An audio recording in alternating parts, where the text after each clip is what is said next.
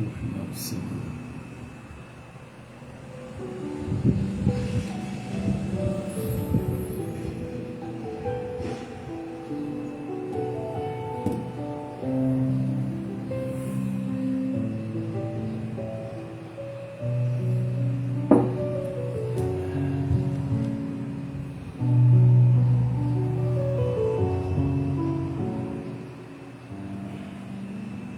Senhor, nosso Pai, querido Mestre Jesus, e encerrando nossa semana, essa semana de encontros, aqui estamos reunidos mais uma vez, vos agradecendo, vos louvando pela graça que nos conceder a vida, por sua misericórdia.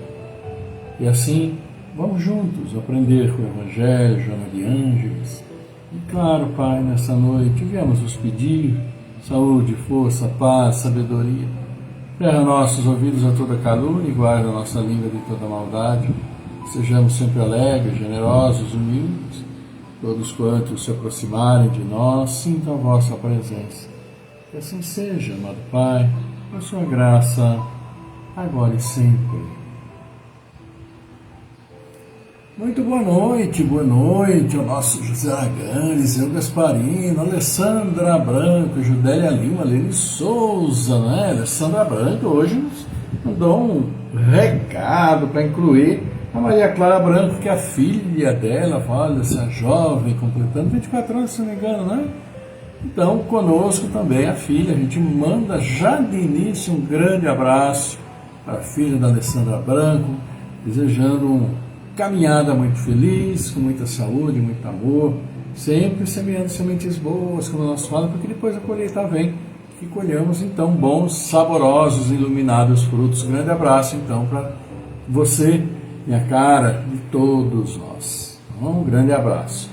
E amigos, então aqui começando o nosso encontro desta sexta-feira, encerrando nossa semana de encontros, eu e Célia damos as boas-vindas a todos vocês que já estão conosco, vocês que estão chegando, Viviane Leal, Luiz Fernando Juliato, Luiz Fernando, grande abraço, você, Sandra, família, a família de todos vocês que estão conosco. É uma alegria podermos mais uma vez estar juntos neste calor maravilhoso, né? Pois é, mas diz que vai passar agora no final de semana, dar uma refrescadinha então, e ótimo. E aqui a Viviane Leal também pedindo, né, orações para a família, com toda certeza, estaremos incluindo, e são sempre inclusos, né, Viviane? Então, com a graça de Deus, nós podemos sim pedir por todos nós, né? E é uma alegria podermos estar juntos e assim pedirmos juntos também. Pois é, amigos, hoje nós vamos falar então no Evangelho, nós vamos falar sobre o Cristo Consolador. Pois é, aliás, perdão, é o Consolador prometido, não é o Cristo Consolador, o Consolador prometido. O Cristo Consolador é o capítulo, o capítulo 6 do Evangelho. Nós vamos falar então sobre o Consolador prometido, aquele que Cristo falou. Não disse tudo, mas virá o tempo em que o Consolador prometido vos esclarecerá. É esse o assunto de nós hoje. E a Joana de Ângeles, vem na sequência, vai falar para todos nós a respeito de crítica. Somos todos muito críticos em tudo, né? Então, Joana de Ângeles vem falar um pouquinho para nós sobre isso. E aproveitamos também dando nosso abraço, nossa boa noite para a Ivana Santa Rosa, para toda a família da Ivana, nosso abraço para você também que está conosco, Carlos Eduardo Aragão, Pedro Freitas. Então é isso, amigos, né? Nosso abraço a todos vocês. Muita alegria por podermos estar juntos, já estamos juntos há anos, né? Desde da pandemia, olha quanto tempo já, nós estamos no nosso encontro 1224, se não me engano, que está aí no cabeçalho do vídeo, e não é pouco, né? No início, claro, fizemos 800 programas, um atrás do outro, quase 3 anos todos os dias ininterruptos, e depois nós fomos então intercalando os dias, mas sempre bom estarmos juntos e, claro, levarmos nosso amor, nossa prece até nosso Pai. Pedro Freitas aqui mandando boa noite a todos, obrigado pelas explanações. Aqui são as palavras do Evangelho, são as palavras de Joana de Ângeles, né? Que a gente pega e transporta até vocês, A gente faz algum comentário, mas, fundamentalmente, é o Evangelho que nos fala, é Joana de Ângeles que nos alerta, como sempre. Por falar em Evangelho, vamos ver o que o Evangelho nos fala, então, a respeito do Consolador prometido, que está no item 3. Item 3, deixa eu ver se tem algum... Não, tá, 3 e 4, que é o Evangelho que começa, do capítulo 6, o Cristo Consolador. Vamos ver, então, o que nos fala aqui São João, São João, sobre o Consolador prometido. Se vós me amais, guardai meus mandamentos, e eu pedirei a meu Pai, e ele vos enviará um outro Consolador, a fim de que permaneça eternamente convosco. O Espírito de verdade, que o mundo não pode receber, porque não o vê e não o conhece.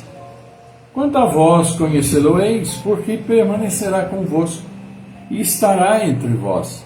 Mas o Consolador, que é o Santo Espírito que meu Pai enviará em meu nome, enviar-vos-á, ensinar-vos-á todas as coisas, e vos fará relembrar de tudo aquilo que eu vos tenha dito.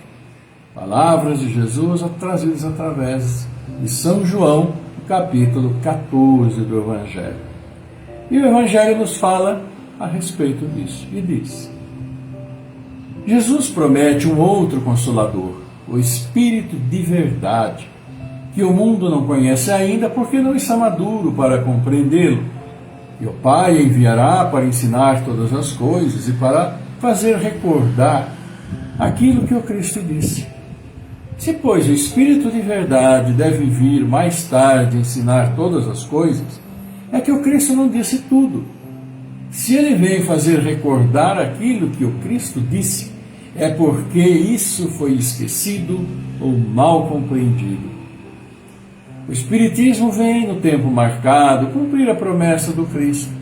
O Espírito de verdade preside a sua instituição, chama os homens à observância da lei e ensina todas as coisas em fazendo compreender o que o Cristo não disse senão por parábolas. O Cristo disse: que ouçam os que têm ouvidos para ouvir. E o Espiritismo vem abrir os olhos e os ouvidos, porque fala sem figuras, sem alegorias. Ele ergue o véu deixado propositadamente sobre certos mistérios. Vem, enfim, trazer uma suprema consolação aos deserdados da terra e a todos aqueles que sofrem, dando uma causa justa e um fim útil a todas as dores. O Cristo disse: bem-aventurados os aflitos, porque serão consolados. Mas de que forma se achar feliz sofrendo, não sabendo por que se sofre? O Espiritismo lhe mostra a causa nas existências anteriores e na destinação da Terra, onde o homem espia seu passado. Mostra-lhe o objetivo daquilo em que os sofrimentos são como crises salutares que conduzem à cura, e são a depuração que assegura a felicidade nas existências futuras. O homem compreende que mereceu sofrer e acha o sofrimento justo. Sabe que esse sofrimento ajuda o seu progresso e o aceita sem lamentar, como o obreiro aceita o trabalho que deve lhe valer seu salário. O Espiritismo lhe dá uma fé inabalável no futuro, e a dúvida pungente não mais se abate sobre sua alma, fazendo-o ver do alto a importância das vicissitudes terrestres, se perde no vasto e esplêndido horizonte que ele descortina. E a perspectiva da felicidade que o espera lhe dá a paciência, a resignação e a coragem para ir até o fim do caminho. Assim, o Espiritismo realiza o que Jesus disse do Consolador prometido: conhecimento das coisas, que faz o homem saber de onde vem, para onde vai e por que está na terra. Chamamento aos verdadeiros princípios da lei de Deus e consolação pela fé e pela esperança. Olha que maravilha, né, que nós temos aqui. no Evangelho de hoje. E aproveitamos então, vamos cumprimentando também a Denise Roda, a Maria Helena Lima, a Cleusa Oliveira. Sejam todos vocês muito bem-vindos aqui ao nosso encontro. E o Evangelho nos fala disso, exatamente sobre o Consolador prometido, aquele que consola. E aquele que consola procura assim consolar, explicando, orientando, esclarecendo. E é isso que o Evangelho que nos traz. O Evangelho e as explicações que a doutrina espírita traz para as dificuldades de todos nós. Por que tanto sofrimento nessa terra, neste mundo? Por que uns sofrem mais, outros sofrem menos? Pelo menos nessa encarnação. Não sabemos como foi a encarnação anterior, como será a encarnação posterior. E quem quer que seja que hoje está encarnado, especialmente aqueles que estão mais perto de nós, aqueles com quem conhecemos, aqueles com quem levamos nossas vidas, nossos familiares, amigos, e às vezes até eventuais desafetos ou inimigos, enfim. Nós não sabemos a história de cada um. E cada um tem suas dificuldades em função da sua história, do que fez em encarnações anteriores, o tanto que aprontou e que agora precisa resgatar. Então, muitas vezes, pessoas sofrem enormemente porque têm grandes responsabilidades e grandes resgates a fazer. E outros sofrem menos, talvez porque tenham menos resgates a fazer. Pode não ser necessariamente isso, apenas que nessa encarnação escolheu determinadas atitudes ou determinadas dificuldades para resgatar, porque todos nós temos uma imensidão de dificuldades passadas, e coisas erradas que nós fazemos. E nós sabemos, o Espiritismo nos coloca de uma maneira bem clara, aquilo que nós fizemos precisamos acertar, precisamos resgatar, precisamos perdoar, precisamos pedir perdão a quem nós prejudicamos e conceder àqueles também que nos prejudicaram, porque não adianta só ficarmos pedindo perdão, mas não perdoarmos também aqueles que nos prejudicaram.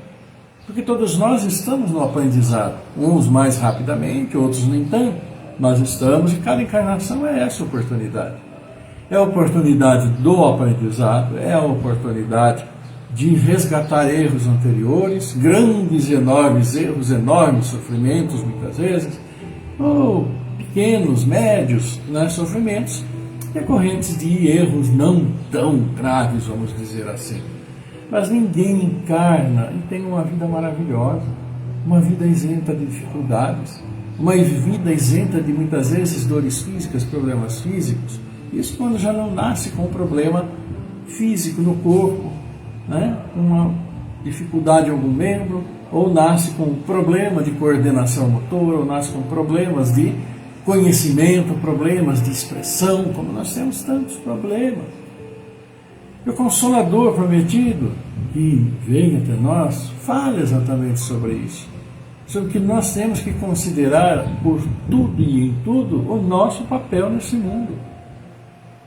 Não é esse mundo de maravilhoso, de delícias, olha que maravilha, eu quero passar minha vida inteira na praia, numa cadeira de praia, tomando um sol, ali, tomando aquela bebidinha gelada, sentindo aquela leve brisa que vem do mar. Não vai acontecer mesmo. A não ser que você tenha nascido na beira do mar e fique lá, em contemplação eterna. Mas a vida não é assim e nós sabemos muito bem disso. Então precisamos, claro, estar preparados. E o Consolador prometido nos fala a respeito disso. Vem explicar e explica para nós tantas e tantas coisas que muitas vezes ficam sem uma explicação adequada. E dentro da doutrina, sabemos muito bem que não há nada que se esconda daquilo que se sabe. É tudo colocado às claras. Porque Jesus, à sua época, falou que ele podia falar da maneira que ele podia falar para se fazer entender. Mas hoje não, hoje nós temos 2000 anos decorridos, já é bastante tempo, 2000 anos, muito tempo.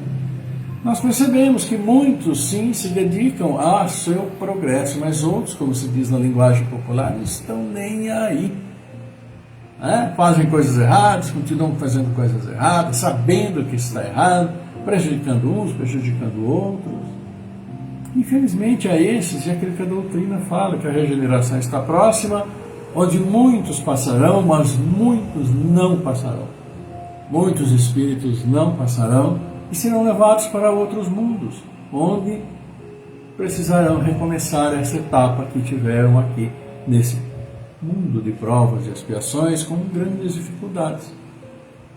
Então, amigos, é um alerta que o Consolador Prometido nos traz. A explicação do porquê estamos aqui, né, fazendo o que precisamos fazer e para onde vamos depois, dá-nos essa certeza de abraçar o nosso dia a dia e procurar melhorar, progredir, e não há outro caminho senão atentar para os nossos relacionamentos pessoais e como estamos nos relacionando. E aí tomarmos providências para que tudo possa transcorrer melhor e abraçar as dificuldades como necessitam ser abraçadas, porque elas vêm, permanecem e ou partimos para outro mundo em decorrência delas, ou nós as resolvemos com muita luta e, como se diz, com resignação, sabendo que fazem parte da nossa história e de nossos compromissos.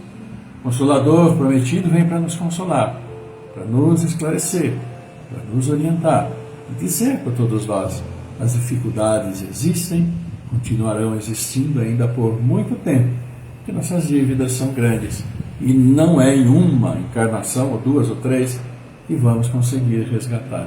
Muitas vezes perdemos todo o tempo da encarnação nos deliciando com outras coisas mais presas à terra do que a nossa necessidade espiritual.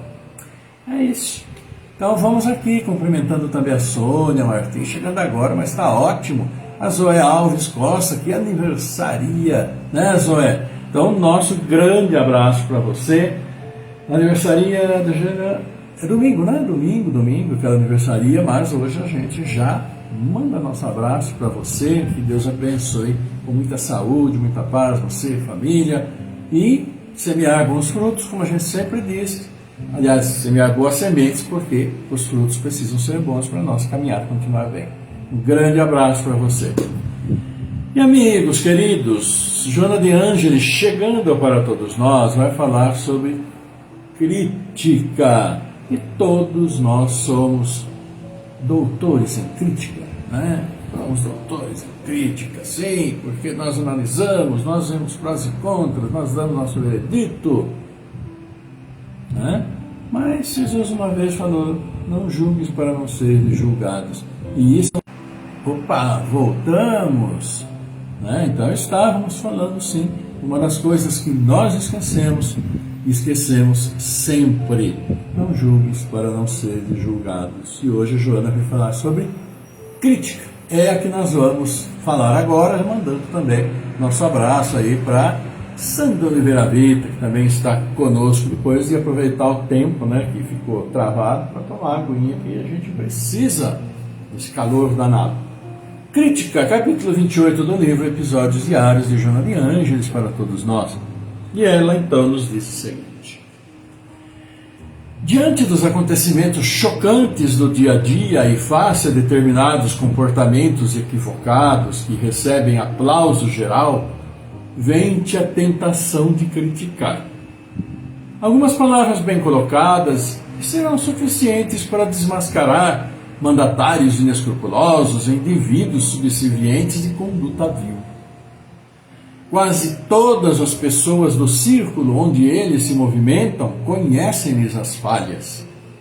Não obstante, sorriem com falsa anuência em relação à sua forma de viver, quase os detestando.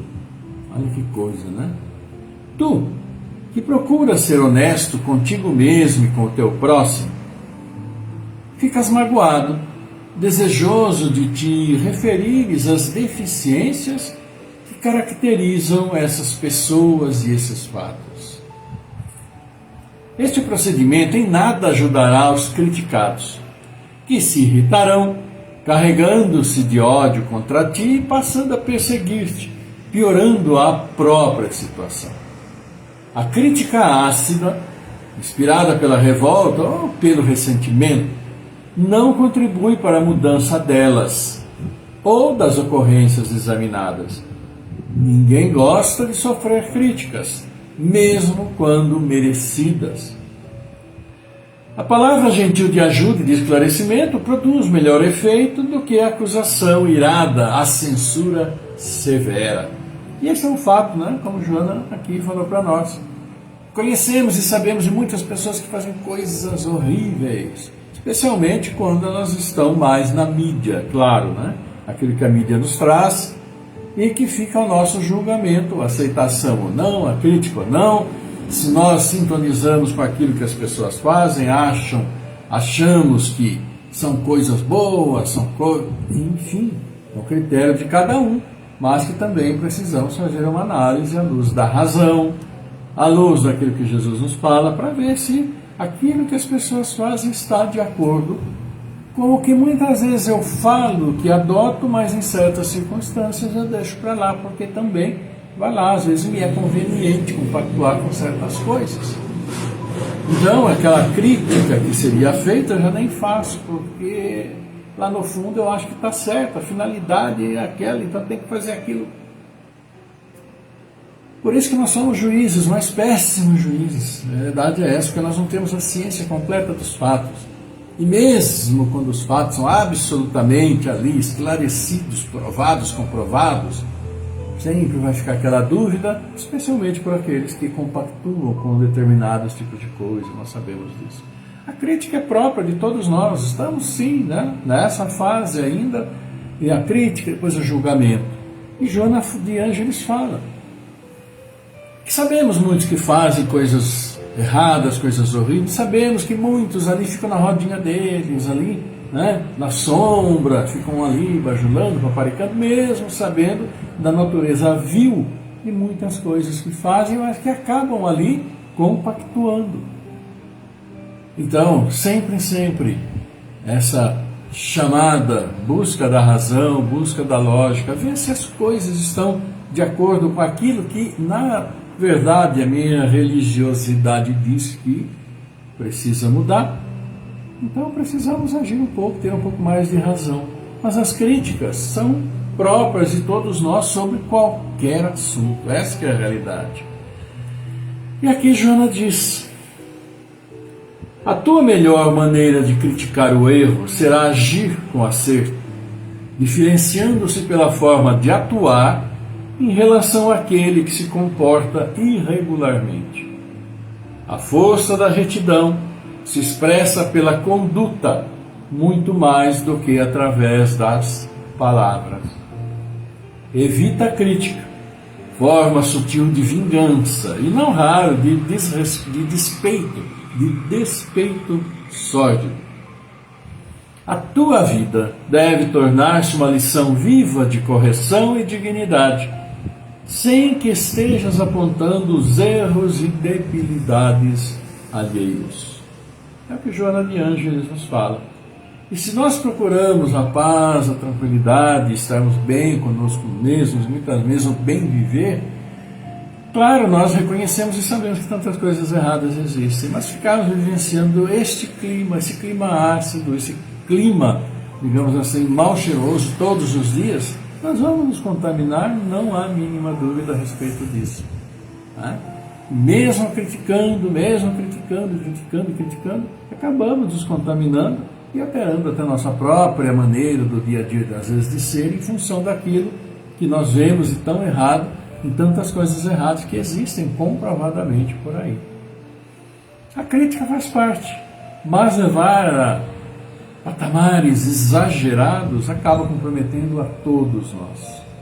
E às vezes, em função daquilo que acreditamos e tanto ficamos apregoando, acabamos sendo mal vistos por muitos familiares, amigos, enfim. Não vamos nem falar daquela questão, né, da época do Covid, e tanto diz que o que aconteceu? Quantas amizades se perderam, quantas famílias se destruíram, vamos assim dizer, em função de uma situação em que nada podíamos fazer de concreto. Porque quem podia fazer, ou não fez, ou se acomodou, ou achou que era melhor para ele, dentro da concepção própria de cada um, deixar a coisa fluir. Enfim, é o que Joana nos fala sobre a crítica. Tomarmos cuidado, cada um de nós, para que nosso dia a dia possa ser melhor. para que nosso bem-estar fale acima de qualquer outra coisa, porque nossa primeira responsabilidade é com aqueles que estão próximos a nós. Muitas vezes com aqueles que trouxemos ao mundo, com aqueles que nos trouxeram ao mundo, né? Por falar em trazer ao mundo, aniversariantes de hoje, não é? Então, nosso abraço ainda aí, Roberto Ribeiro, Alzira Crepaldi também. Olha que aniversariando hoje, temos o Richard Marques, Maria Inês Antonioli, Luciana Lameu, uma Lameu da família, grande abraço, também a Maria do Socorro, que está sempre aqui também conosco. Amanhã, Aline Rodrigues, Lilian Barros, Denise Coutinho, Helena Lima, Cristina Pedra, olha só. E domingo, Eliette Vieira, Zoé, a Zoé que, né, Costa Mac já está aqui conosco também, já mandou o nosso abraço. O José Thomas, a Sandra, Marciano Landen, nosso querido Fabinho, Fábio Luiz Oliveira, fazendo aniversário então domingo, né? Então que Deus abençoe, viu, Fabinho? Eu e Célia, um beijão para você, aquele abraço, coração a coração, e para todos os aniversariantes desses dias. Claro, também para Maria Clara Branco, que é a filha da Alessandra Branco, que está conosco aqui com a gente. Junta todo mundo para aquele abraço coletivo de muita energia, muita força, desejando uma feliz jornada e sempre plantando sementes boas, viu, gente? Porque a colheita depois vem e os frutos sejam bons, saborosos e luminosos. Deus abençoe todos vocês. Abraço de todos nós. Pois é, amigo, hoje acho que eu falei bastante, né? Além da conta, né? Aqui a Célia está fazendo assim, que a capitã, falou oi. Mas não tem problema, falar do Evangelho, comentar a jornadinha já é tão bom, né? Assim, fala muito para todos nós. E então vamos para o encerramento. Chegou esse momento de nós orarmos por nossos irmãos, orarmos por nossos aniversariantes, orarmos por aqueles que necessitam, como todos nós, porque todos nós necessitamos. E como? Das bênçãos de Deus. Na saúde, no dia a dia, no nosso discernimento, na aplicação da razão, da lógica, que tenhamos muita serenidade, né? Então vamos orar por nós e também vocês vão mentalizando aqueles que vocês sabem que tem aquela necessidade maior do que até cada um de nós. E mentalizem, levem, vamos levar seus nomes até nosso Pai, pela intercessão do nosso querido Mestre Jesus. Oramos então pela Carla Varenga Facioli, né, passando momentos difíceis aqui, nossa prece, nosso abraço. Também a Bárbara Comete, Ana Clara Baricala, Maria Aparecida Braga, Gabriel Rismini, Maria Helena Santana Santos, Terceira Tonello, Fabiana Viana Maraca, Maria Tânia Pereira Dávila Marcondes, Antônio Donizete Neves, também o nosso prezado Ademir, Matheus Esferra, Sônia Martins, seu filho também de recuperação, Gustavo, nosso querido Maurício Barros, Juraci Soares Souza, Maria Clara Santana, Adriano Donabela Basso, Maria das Graças Barbosa Pires, Luiz Esferra, Paulo Renato Ferreira, Cecília de Paulo, Rosa Decrécio, Orlando Lameu, Elane Peroni, Helena Saldanha, Vanino Conúcio, Guilherme Conúcio, Miguel Antônio Pinheiro, Marcos Gabriel Pinheiro, Jaime Facioli, Fernando Henrique, Cassiano Rosa, Delcio Mudas da Silva, Cláudio Calef Filho, Amanda Graziela Cassiana, Aline Pires de Camargo. E por todos nós, filhos do Pai, que nós estamos então juntos nessa jornada, nessa caminhada.